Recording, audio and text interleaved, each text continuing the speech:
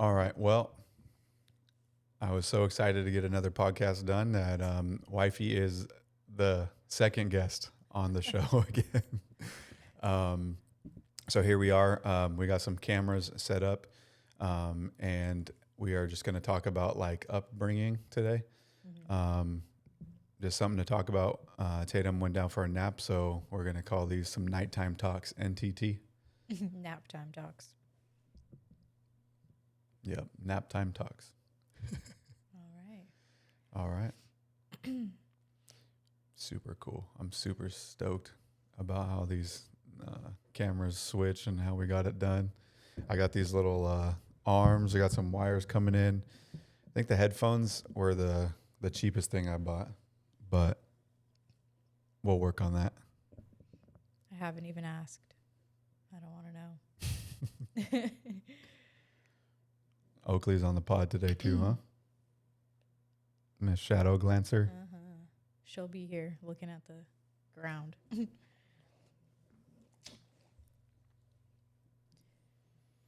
All right, lay down. Lay down, girl. All right, what are we going to start it off with?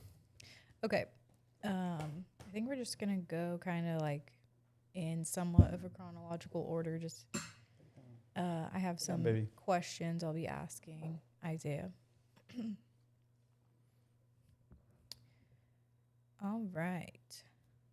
Let's start it off with what is your very first memory?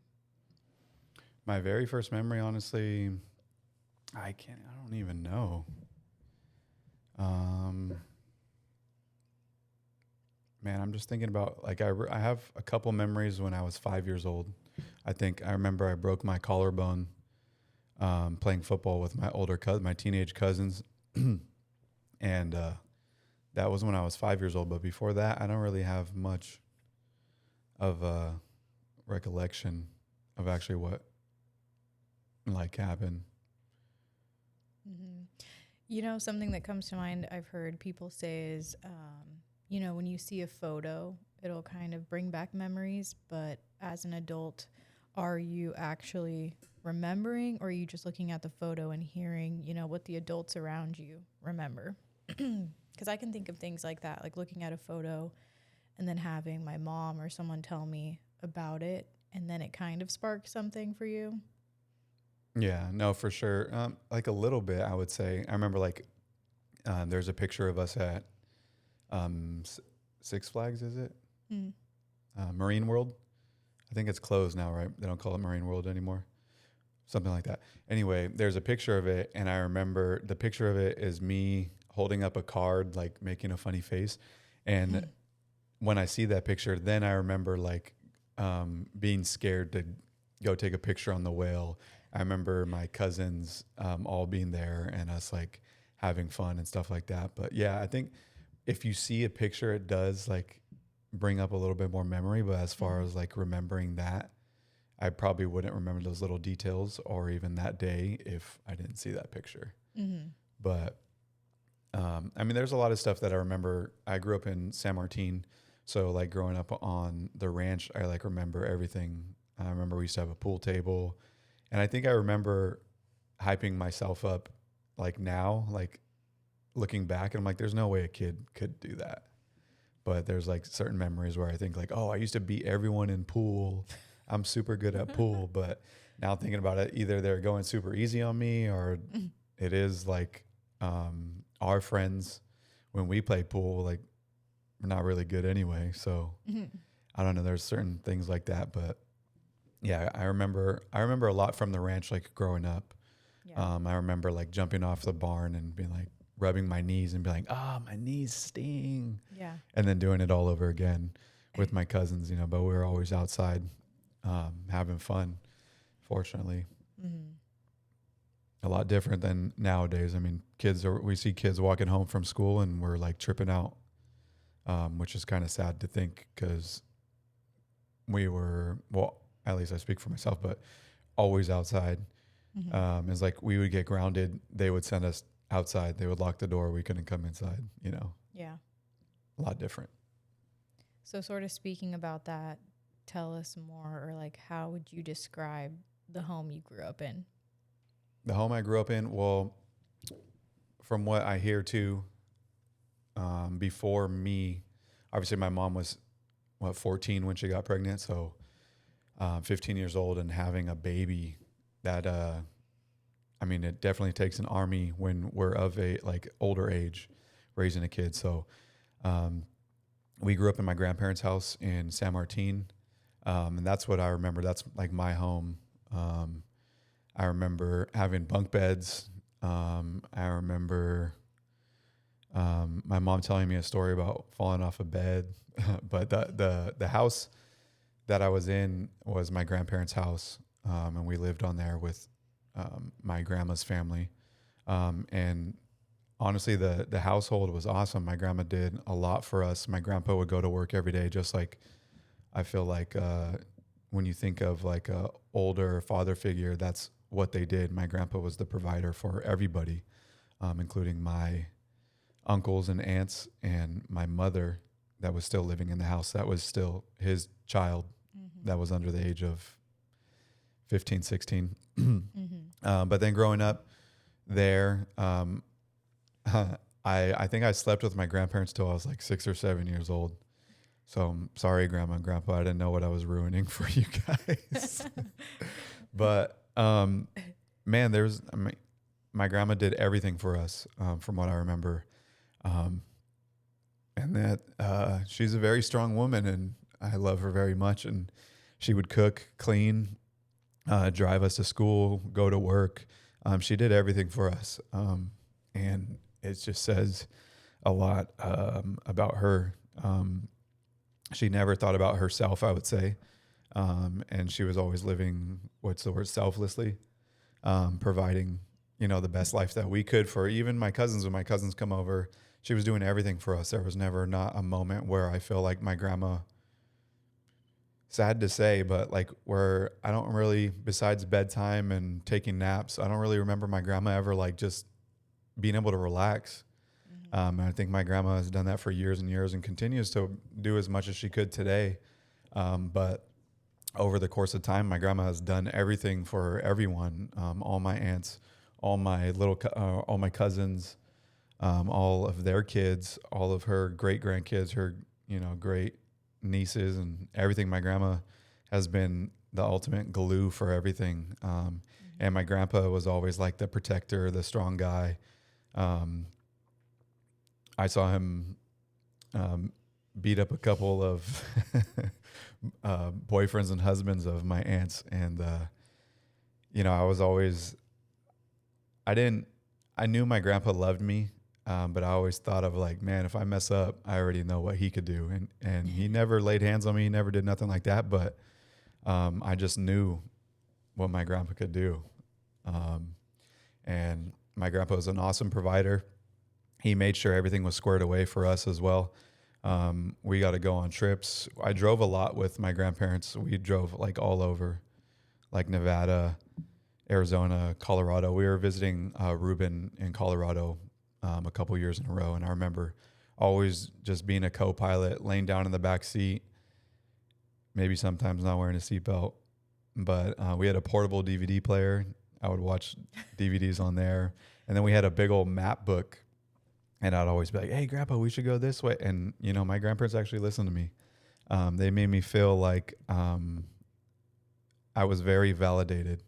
And I thank my grandparents for that. My mom, she was figuring her younger years out. I don't know everything exactly, but, she was trying to provide for me as well, which she could do, working minimum wage jobs from what she kind of tells me and what I remember.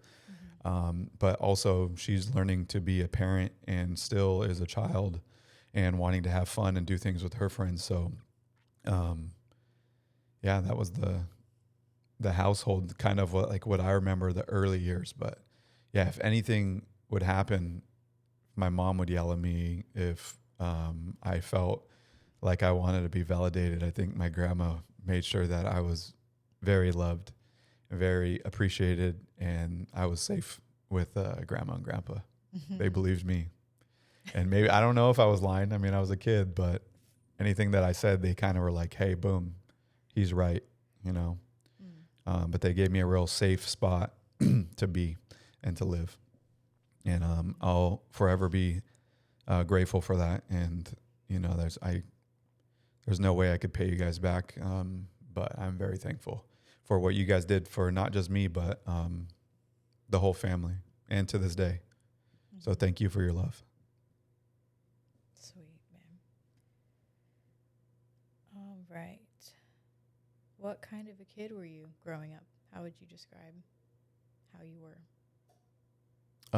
I would say like not really necessarily like a risk taker, because I knew like doing certain things was not good, but I could say I was a little bit of a wild child.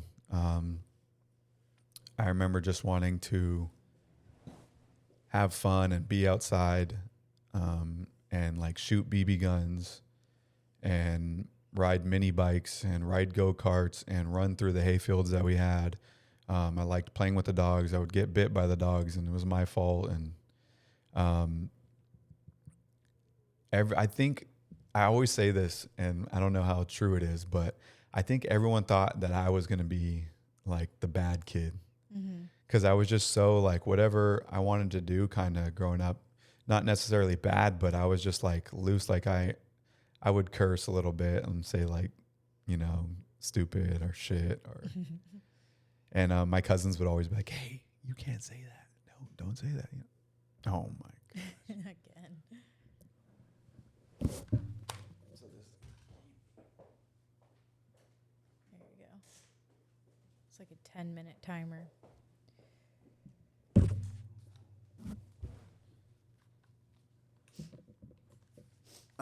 But like I was saying, I felt like everyone, maybe, I don't know, maybe it's just me thinking back, but I think maybe they thought I was going to be the kid in and out of trouble, just because I kind of lived like freely on the ranch. That's what I mean. I was a kid though. It's not like I was burning building down. But I remember one time we were swimming, and I don't know why I did, but my grandma's cousin or uncle, I can't even remember. Ernie's a interesting guy. But I remember he did something and I was so mad at him or something. I went and I found spray paint in my grandpa's garage, and I actually ended up spray painting the front of his tractor. Like it was like a yellow grill. And it was red spray paint. And I remember I just did like zigzags or something on it. And, I was swimming with my cousins, RJ and Miguel. We're in like one of those little kiddie pools. And, it's funny, it's ironic, but I forgot who it was. Either my grandma or my mom came up to me and they said, Isaiah, let me see your hands. And I was like, why? And they're like, just let me see your hands. They didn't tell me why. And then I like showed them my hands and I didn't even realize it. And they caught me red-handed, literally. Really? I don't think you've ever told me this story. Yeah. Well, I mean, you know, like I said, I was trying to hype myself up. I was a good kid.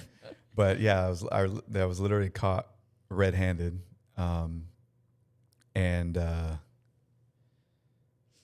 remember they said, no matter what, my grandpa took me and he didn't yell at me. He told me, he sat me down and said, no matter what this guy does or how much he may piss you off or you're upset with him, you can't do this to other people's stuff, you know?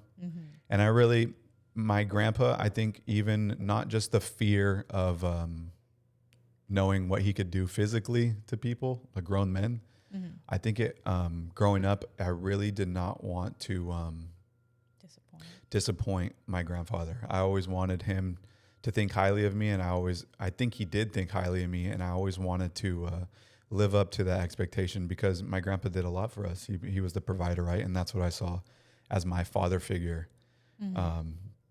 But yeah, I remember that. But other than that, like I went on that ruck the other day, and there was a guy named Israel, and he said, hey, I went to school with your mom and your aunts. And I was like, oh, okay. And he was like, yeah, I remember he was like, you were a quiet kid. You weren't a bad kid. You were quiet and a little chubby. So, you know, whatever. I always had my chubby. She was always liked eating, especially grandma cooking those home cooked meals. Yeah. A lot of grease, a lot of oil, Mm-hmm. a lot of eggs, a lot of bacon, a lot of pancakes, a lot of toast, a lot of little Debbie's. But But yeah, quiet. I don't think you're quiet. yeah, I don't. It's funny. I guess I'll have to ask my mom, but I mean, my mom kind of explains to me like I was a good kid too. I never really. I mean, I had my hiccups, but I think overall, I think I was a pretty good kid. Mm-hmm. And now, like looking back, obviously with the mentality that I hold myself accountable to this day, I could have went a lot of different directions. So I think I Yeah. probably was a very good kid. Yeah. Mindset. Mm-hmm. Speaking of, kind of building on that, were there moments that shaped your confidence? Confidence. I think my grandparents giving me like a platform to do what I wanted.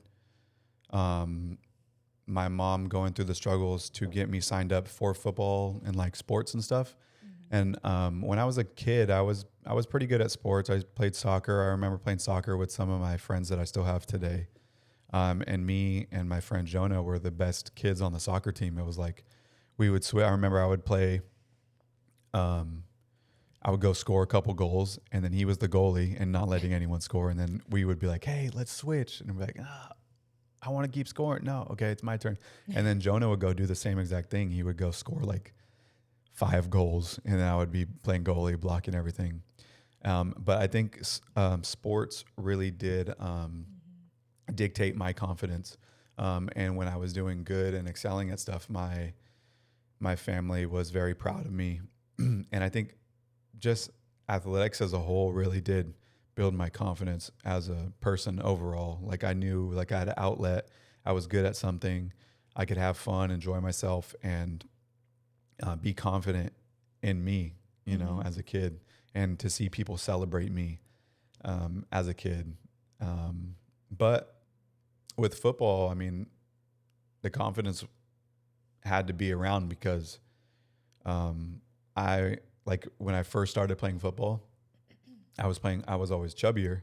So I was playing with a bunch of older kids that were like 3 or 4 years older than me. So when I was 7 years old, I was playing with like 9 and 10-year-olds that have been playing for a couple years. And I would only play like, I think it was like minimum play rule when they called it the NPR kids that have a clipboard. And there was a name of like 5 to 10 people on the team that needed their minimum play requirement. And I was one of those kids. We would be down by 20 or we'd be up by 20. And I would be playing, you know, my 8 plays per game. But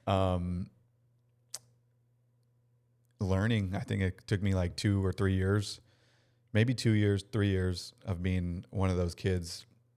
But then I really understood the game and I started playing at a high level with those kids that were older than me. But yeah, confidence. I never knew I was NPR kid until looking back, and I was like, oh dang, that's why I was like just waiting for my opportunity. Like, you know, I thought I was,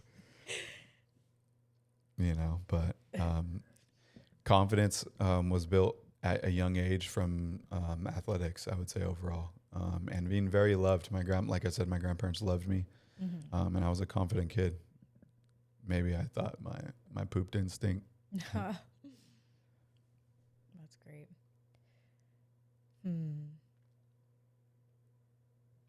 Let's see. Can you remember any difficult moments in your childhood that you feel like shaped you? Difficult moments, honestly, like I had a pretty good childhood. Difficult moments was kind of like maybe the whole dad thing, like realizing that my stepfather Tony wasn't my dad, but my mom told me. She was like very open about it. But I would think like, hey, well, if Tony's not my real dad, like where's my real dad at then? You know, and there's stories to go with that about him being in and out of prison, and not really being available to us. But he was doing his own thing, figuring out his own life, obviously, and taking a different course of how to be a father. But I would say just learning that, I was still a happy kid. It didn't really dwell on me until like later on, maybe when I was a teenager, really figuring out like, oh, I wish I had my dad, or being very stubborn with my stepdad. But difficult moments as far as that, no, I just, figuring things out, learning as a kid or a person that was hanging out with like older individuals always. Like, my grandpa would have friends over, and I was always just around like the older crowd, like learning things. And everyone was very open and transparent about everything. I wasn't really like babied. I remember my mom would say like, oh, you can't watch rated R movies, but you did. when I would go to my aunt's house, the aunt's house, Angela would always be like, you can't tell your mom. Don't tell your mom letting you watch this, or don't tell your mom letting you play Grand Theft Auto. And be like, I won't. So, Mom, now you know. But difficulties, no. I mean, we had a roof that I really loved. I was on the ranch. I thought my childhood, even going back, if I could relive my childhood again, I would want to live the way I lived instead of like how the kids now kind of do with electronics and always being on their phones and gaming consoles. We had the gaming consoles too, but it was like a treat to it. It would be like, oh, we'd play for a few minutes and then be like, okay, we're cool. We're gonna go play catch. I always had a football on me. I always had like a football. Definitely, I was always holding the rock, running around the ranch with it, throwing it everywhere. So yeah, I learned that from my uncles. My uncles always had a football in their car. When they got older, you'd open the back, they'd have a bat and a football, but no baseball glove or no baseball. That was another thing. My uncles always told me, you can't play baseball. Baseball's for girls. So I'd always tell everybody that. My cousin started playing baseball, and I'd be like, baseball's for girls, right? You shouldn't be playing baseball. Just kind of funny, but you played. Yeah, I know. Eventually I did, and I was like, dang, I guess. Maybe they just weren't good at baseball. Maybe.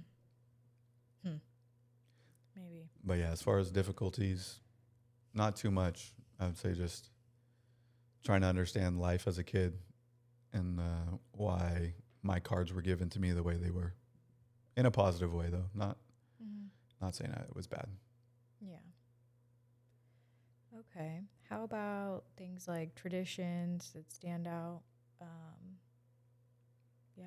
Anything about like your culture, religion that really influenced you, I guess? Religion wasn't like too big in our household. I think we always knew that God existed, but it wasn't preached on me, or it wasn't very like, you need to do this, We didn't go to church regularly. Yeah. But I knew every holiday was at my grandma Nana's house. Like no matter what, the ranch, everyone, like we didn't even have to talk about it. We've talked about this before. And we didn't have to talk about it. We didn't have to plan it. Like if it was that day, like we knew like, oh, okay, well, it was kind of what should we bring, But we knew it was like middle of the day. Everyone was always at grandma Nana's house. Whether that be Thanksgiving, birthdays, Easter, Christmas, like everything was there. Like everything was on the ranch. Everyone came. We would see all our cousins like coming from so far away when they would live like in Gilroy. I thought Gilroy was like a whole like state away. The way my mom would explain it, like, hey, we need to put gas if we're gonna go. I'm like, get to Gilroy in 5 minutes now, But yeah, that tradition it was always at the ranch. Always had everyone over. Everyone was there, happy, fun times, maybe some fights. But it was always a good time, like at the ranch, and that was like our tradition. Everything was always there. But yeah, what was the other part of it? So religion, just traditions, culture. I mean, grandma always cooking, grandpa always working. Mm-hmm. We're always eating rice and beans, rice, beans, tortillas, eggs. That was me gaining 10 pounds a year as a kid. My doctor said, it's not going to be good for him. He keeps gaining 10 pounds a year, but I was eating good. That was never a question. All right.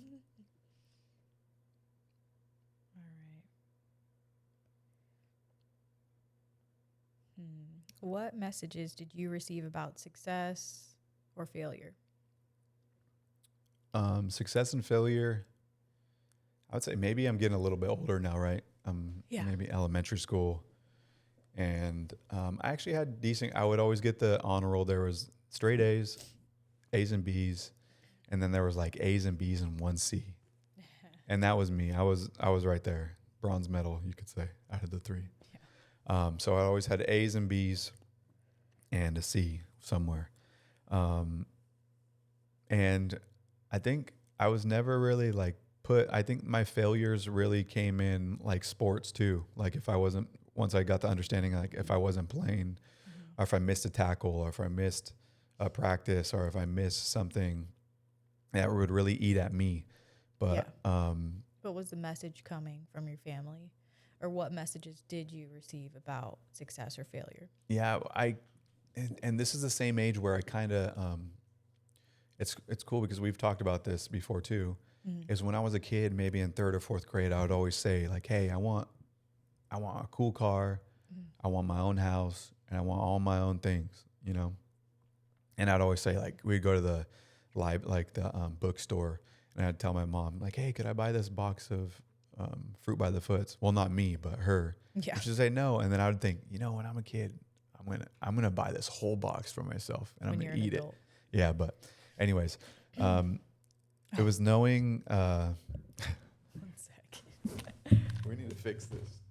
I know. It's just motion. It's motion censored, but I mean, probably from, it's somewhere over here.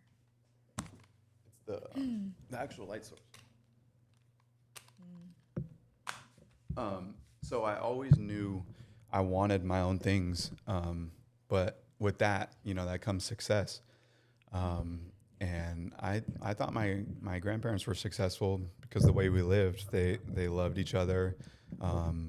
We had fun things. We had like all the video game consoles and stuff like that, even though we never really used them. But we had everything that we needed. We were always fed. And looking back, we probably didn't have that much money, and we were still very happy. Like I felt like we had everything. I felt like I had everything. I really did. Yeah.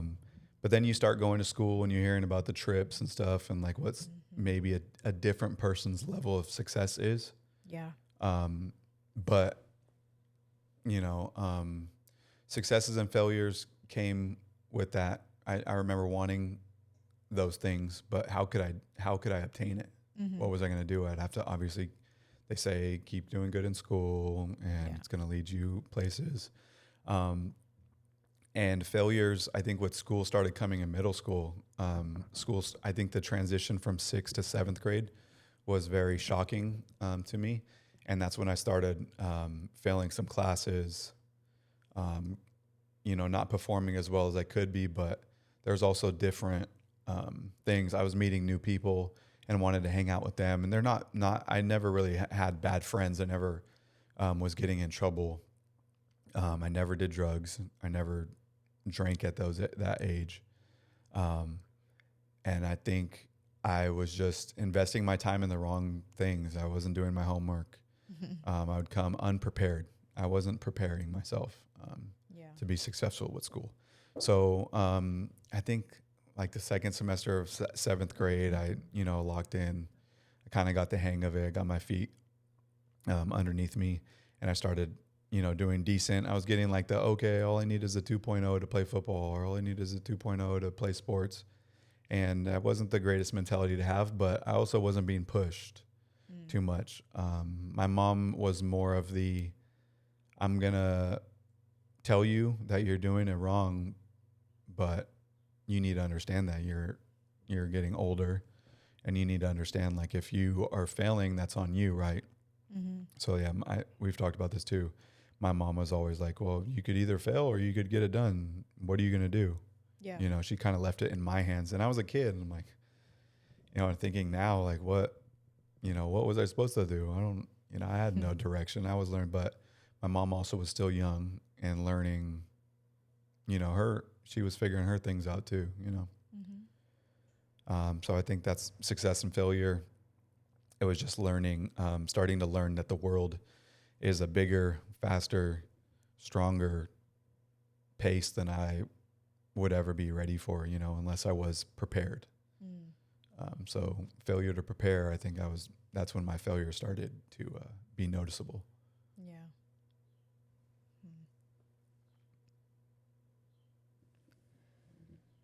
Okay.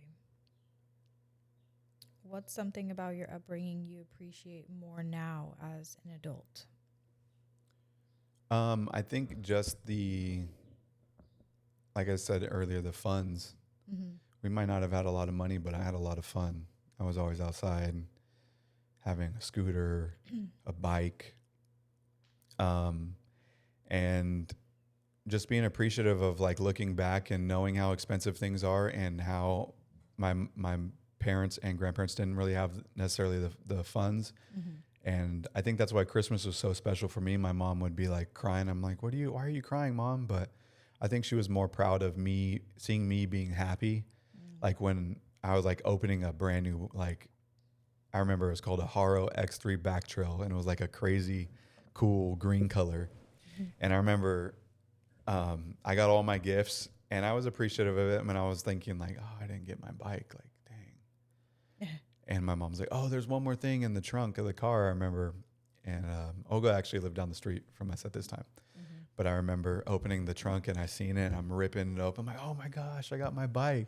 I got my bike I wanted. And, looking back on that, knowing how much that bike was and how much my mom made, like, they made it possible for me, to be happy with materialistic stuff. Yeah. And as a kid, I think you don't really know yet. So obviously the materialistic stuff makes you happy. And my mom, she did all she could to make me happy when she could. But I'm very appreciative of where it came from. And there's a lot more that came from that. There's a lot more of her teaching me hard lessons. That in the moment I was like, my life sucks. Why is this happening to me? What the heck? What did I do to deserve this? And now looking back, there's different ways to go about it, obviously. But my mom did teach me that the world is tough, faster, stronger, and I didn't understand it yet. But when I remember when I was in my early 20s, I started saying, like, dang, my mom really did a lot for, and Tony really did a lot for me and my sisters. So I would say that, like, just learning to appreciate what I had as a child and how it could have been way worse. But as a kid, you don't know that, right? You always say, like, oh, eat all your food. There's kids that are starving. Like, you don't really know. You don't understand the severity of that, right? Yeah. How has your upbringing influenced the way you parent or plan to parent, and what parts of your childhood would you want to recreate for your own kids? Being outside, honestly, like doing fun stuff. And I think that's really translated into me and Tatum and you, trying to go on walks, being active, always being in the garage here, whether we're cooking some pizza up, or grilling some burgers, or we're smoking some brisket. It's I always wanted to be outside and have fun and enjoy that. And also trying to, I think my mom, there was a lot of lessons that I learned from my mom with, like, I could say indirect. And as a kid, I took it and I knew that's not what I wanted to do. I wanted to do something different. I think that's how I am with Tatum. Trying to be patient, no yelling. Yelling really, like we've discussed this, yelling. When there's yelling, I kind of tune out and I'm like, okay, whatever. I'm not listening to you. Like I don't listen, like I don't yell at people. And if they're yelling at me, then I don't really care to hear you. Right. So I think with that, it's helped my parenting style be patient, listen, and direct. And the other side of that is my mom, you know, with the tough love and direction, now I have a better understanding of what the direction that I would want for myself when I was a kid. So that's what the kind of direction as a, you know, leading a toddler, it might sound over the top, but I'm leading hopefully good habits to her to understand like, hey, we're going to talk to you like a normal person. But very, like the coolest thing I think my mom did was always being transparent with me. She told me the truth, even if I didn't want to hear the truth. She told me the hard way of understanding something. She told it straight to me. She was, would you say raw? Yeah. My mom was very raw with the way she told me things. And she, you know, talked to me like I was an adult, maybe because might have been like a younger brother basically in the same household with her, you know. But there's a lot of things that I took from my childhood that I remember like, hey, I would never want to be spoken to like this. I would never want to be treated this way. And there's little tweaks that I did to that. And now I'm trying to raise Tatum the way maybe that I felt like I would have wanted to be raised, you know? Yeah. Which is not necessarily a negative thing. Like I said, my mom was young and figuring her stuff out, and we're still figuring our stuff out about being parents. So, but there's a lot of learning aspects that I learned from my mom, the way I wanted to do things, the way I liked from her, and also the way I didn't like certain things of her parenting style. So I think but now I'm a parent and I get to perform, and there's going to be things that continue, right? The same way that I did certain things, Tatum's going to like, and she's not going to like. Of course, yeah. Yep. All right. Just have a couple more little like closing questions. Okay. Who had the biggest impact on who you've become? I think as a man, it would be my grandpa and Tony. And I'll tell you why. And then as being just like going after what I want and performing like workout wise and stuff, it was Carlos. And then just to be who I am and not care about the opinions that come from it, I think was Ruben. Ruben was always like that, just gritty. Like he didn't care what you thought about him. I don't care. You can think whatever you want about me. Like I'm still going to do the thing my way.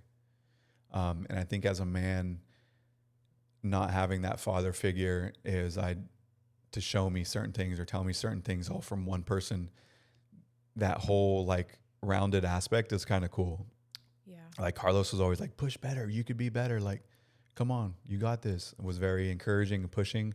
Ruben was like very to the point, but be confident. Like, hey, if you're doing this, I remember the coolest thing, and I still use this to this day. I tell a lot of my coworkers, I was mad about football. And I said, man, the coaches always play favorites. It's bullshit. I'm never going to play. Like they have their favorites. And he looked at me and I was like 8 or 9 years old. And he said, if you were good, you'd be their favorite. And that has stuck with me, right? Carlos would be encouraging, come on, man, you got this. Like keep pushing. We're going to get better. And Ruben told me that, you know, if you were good, maybe different, you know, things would be different. But there's two aspects, right? And realistically, you need both of those things. And then my grandpa was the tough one. Wait, can you say who Carlos and Ruben are if people don't know? Yeah, sorry. My uncles, Carlos and Ruben. So yeah, they're basically like my big brothers in the house too, because they were the babies out of the family. Grandparents had 5 kids, 3 girls, Angela, Olga, Patricia, my mother, and then Ruben and Carlos being the baby. until I came, then I was the baby. Yep. But yeah, so those were the closest in age of my aunts and uncles, and I was always hanging out with them. Anywhere Carlos went, I wanted to go. Anywhere Ruben went, I wanted to go. And then Ruben left when he was 18. He went to the military, and then Carlos was thinking about it, but playing football here. And I was like, no, please don't go. Carlos, my best friend. Like, you know. Yeah. But then Ruben would come home, and I would like love him. I'd be so annoying. He would be wanting to go out with his friends and stuff. Like, don't leave me, Ruben. I missed you so much. I want to play PlayStation with you. And I just never left him alone either. I loved my uncles, and I still do, and they've taught me a lot of lessons throughout the years. And I really appreciate them, and that maybe saying it somewhere that way is here on this platform. But those dynamics of things were super cool. And my stepdad, Tony, looking back, and what I gained from him was living so selflessly. This dude, maybe till like 2 or 3 years ago, honestly, is just going to work for a paycheck to pay for everybody else except for him. And what he would buy himself is like a 3-pack of tall cans, you know, and he would be smoking, and he was he was happy. He would come home, work out, and now as someone who kind of spoils himself all the time, like I'm like, dang, this dude literally didn't do anything for himself except work out and provide for us. And like, he never complained about it. There was a lot of, I mean, at least not to me, right? Because I'm a kid, and he probably wasn't going to be like, man, this, you know, but he was doing the most. And then my grandpa is the glue to everyone. And Tony is kind of really the only person, I think, in our family that my grandpa liked too, out of like all the husbands and ex-husbands and boyfriends and stuff. My grandpa respected Tony. So I don't understand why, like in the middle stages of life, like middle school, me and Tony would kind of butt heads. And then I got older, and I kind of realized like, hey, Tony's the cool one. I should be asking him everything, right? But my grandpa was obviously the glue and like the authority. And like, if I ever needed something, I think I could ask my grandpa if I wasn't scared to ask him. Yeah. And then Tony, it was like, I wouldn't really ask him because I knew he was just trying to do his thing.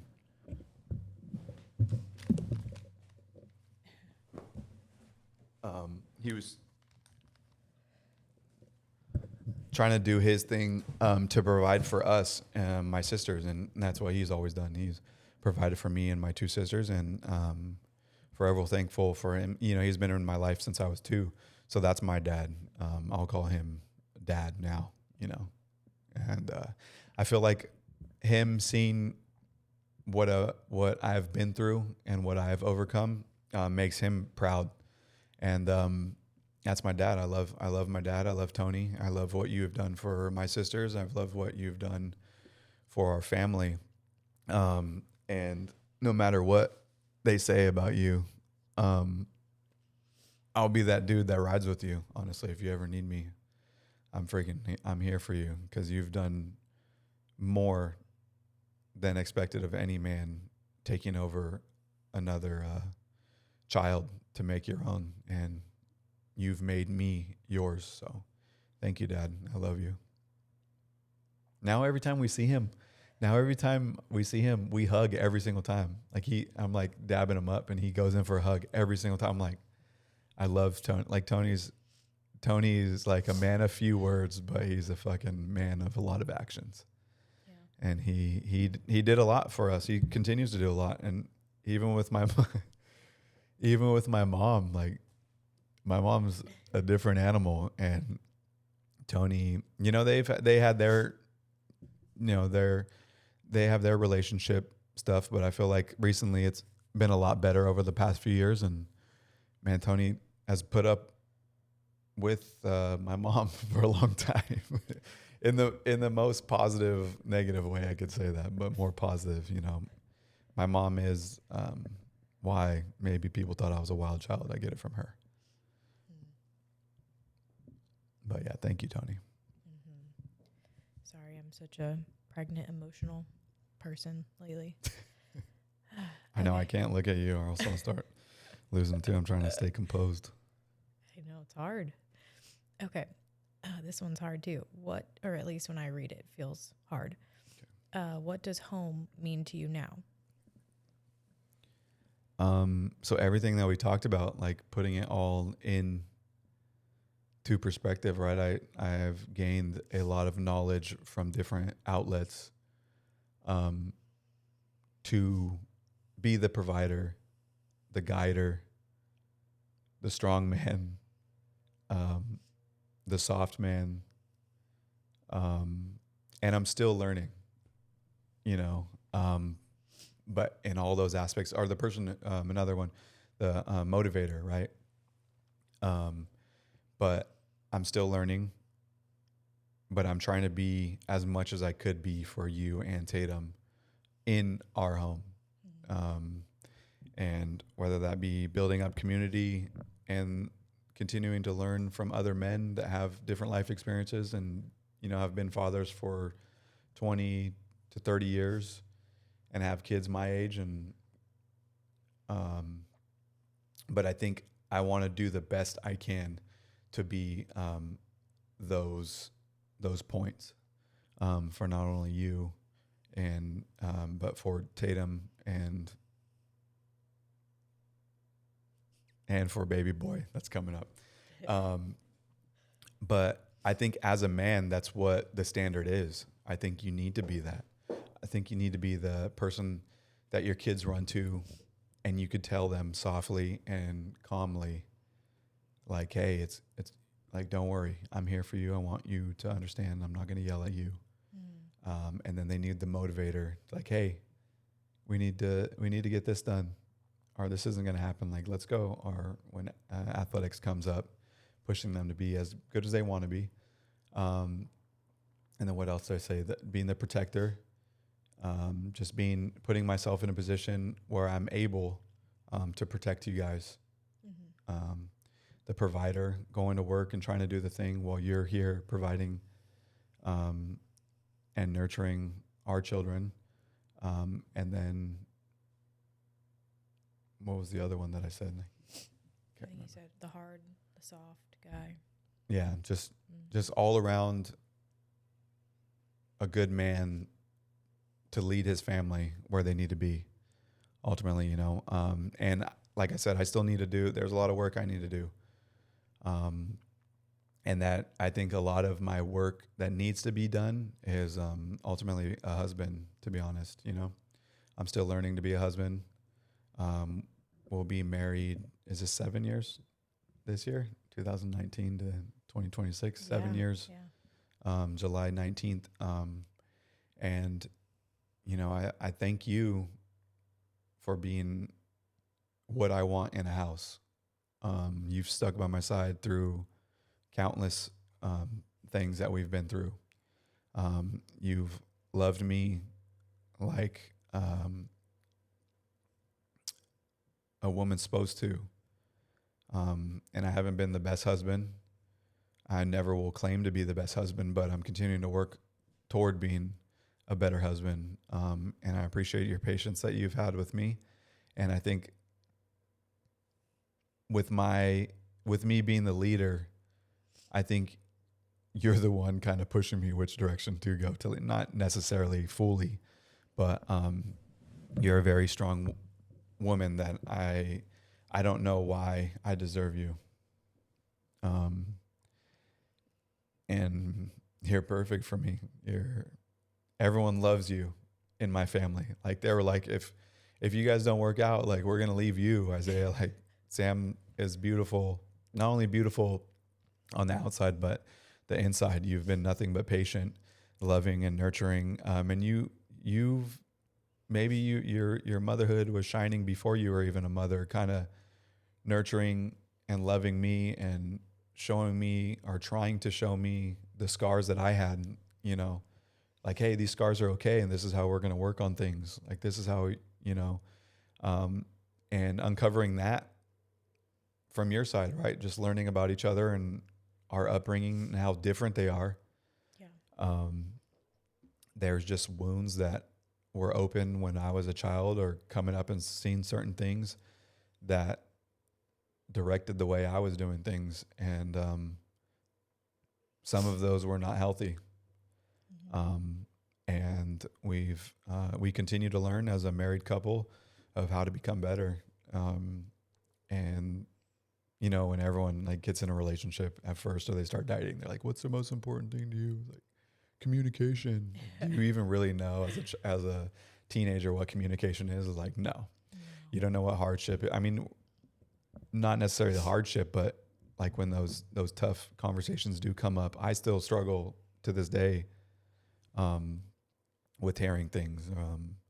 I still struggle with, I mean, accountability. I'm like, fuck, yeah, accountability. I know I did that. I fucked up, like God. But there's, you know, I'm not perfect by any means, and I hope you guys know that. And um, but I think knowing that we're working, well, as far as me, working that I'm trying to get better, to be an all around better husband and father figure.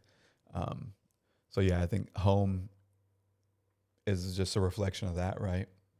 I saw something on Instagram the other day and it said, a father's legacy is what, or it was something like a father's legacy is what he leaves behind, Mm. how his children act toward the world. Mm. You know, what did he teach them to continue? Yeah. So hopefully I'm going to continue to learn to leave a good mark, and do the best that I can for not only you, but for Tatum and little dude. Yeah. But thank you, Sam. You're more than I could ever dream of. Mhm. And your patience and love for me has been probably more than anybody, except for my grandma. But it's probably been more than anybody has ever showed me in my life. Your love and your patience that you have for me. Thank you. Thank you for saying all that. Thank you. I love you. Yeah. I love you and the journey we're on together. Okay.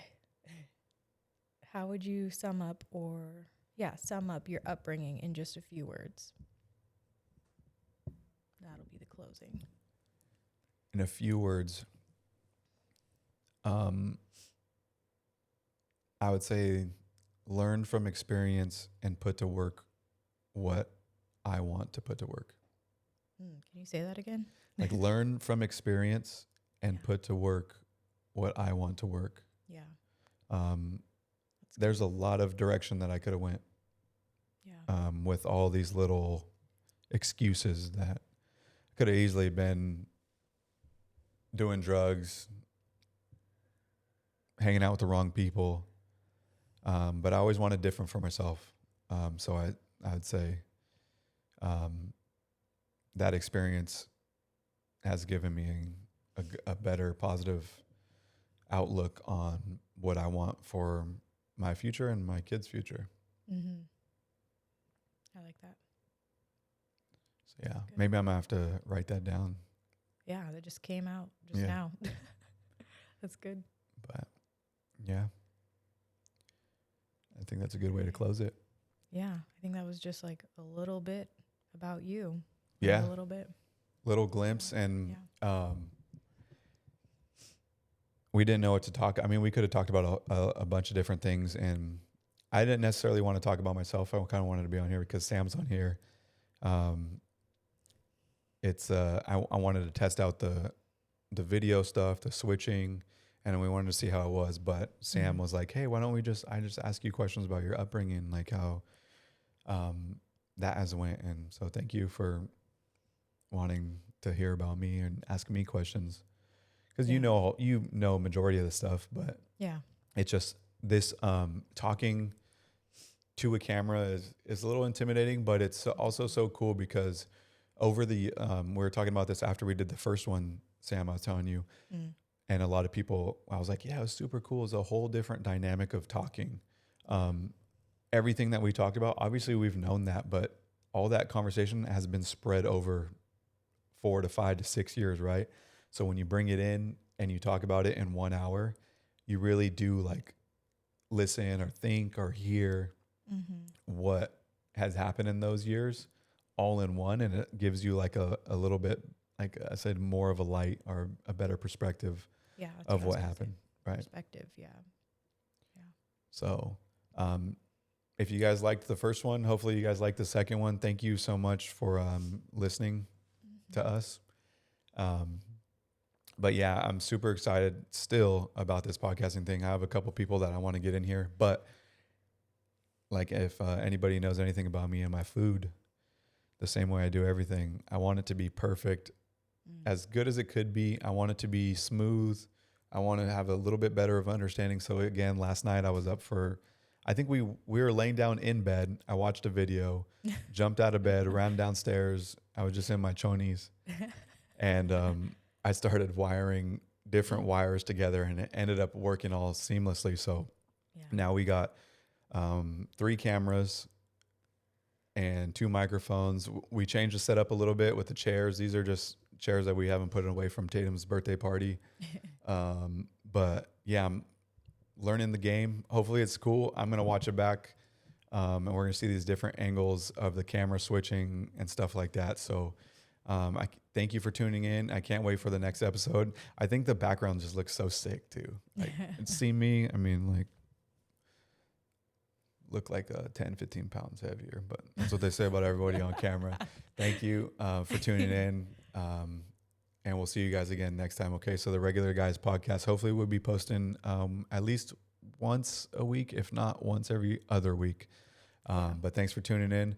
Appreciate you guys. And we'll see you guys next time. Okay.